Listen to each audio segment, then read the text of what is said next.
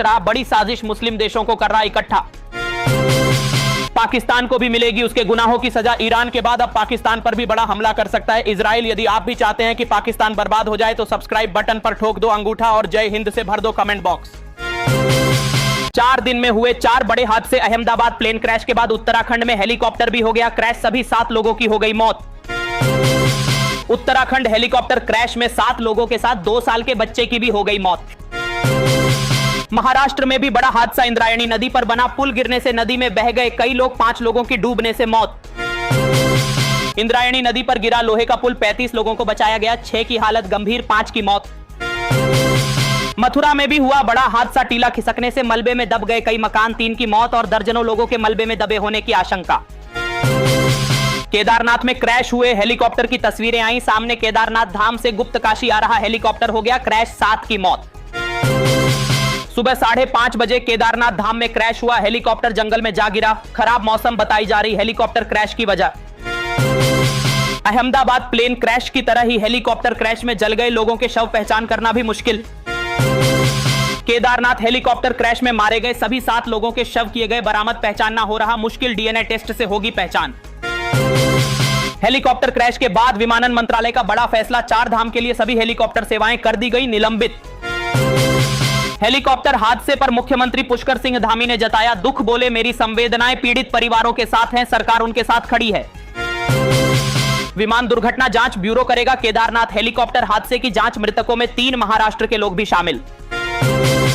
Helicopter crash में मारे गए सभी 7 लोगों में 5 तीर्थयात्री, 1 पायलट और 1 मंदिर समिति का कर्मचारी शामिल है। इनकी आत्मा की शांति के लिए कमेंट बॉक्स में ओम शांति जरूर लिखें। मुख्यमंत्री पुष्कर सिंह धामी ने दिए जांच के आदेश, अब हेलीकॉप्टर संचालन के लिए बनेगी सख्त एसओपी। महाराष्ट्र में पुल गिरने से नदी में बहे लोगों के परिजनों को 5-5 लाख रुपए का मिलेगा मुआवजा, घायलों का इलाज कराएगी सरकार।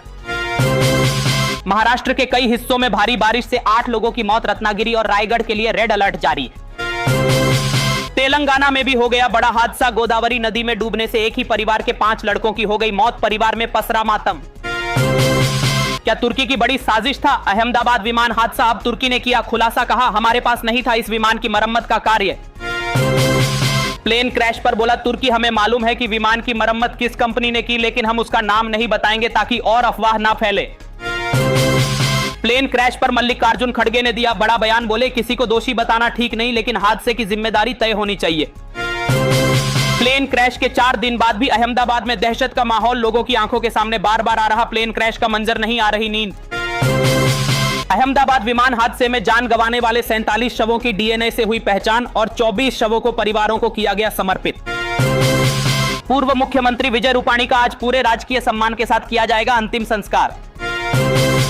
मौलाना तौकीर रजा ने सरकार पर बोला बड़ा हमला, बोले मुल्क के हालात बेहद खराब, मदरसों और मजारों पर चलाए जा रहे बुलडोजर, कानून की उड़ाई जा रही धज्जियां। पीएम मोदी, अमित शाह, मल्लिकार्जुन खड़गे और देश के बड़े नेताओं ने उत्तराखंड हेलीकॉप्टर क्रैश और महाराष्ट्र में पुल गिरने पर जताया दुख। विदेश यात्रा पर साइप्रस पहुंचे पीएम मोदी, राष्ट्रपति निकोस ने एयरपोर्ट पर किया जोरदार स्वागत, इसके बाद G7 में लेंगे हिस्सा। प्लेन क्रैश के बाद अखिलेश यादव ने शोक का किया था ऐलान, फिर भी मेरठ कार्यालय में केक काटकर मनाया गया जश्न।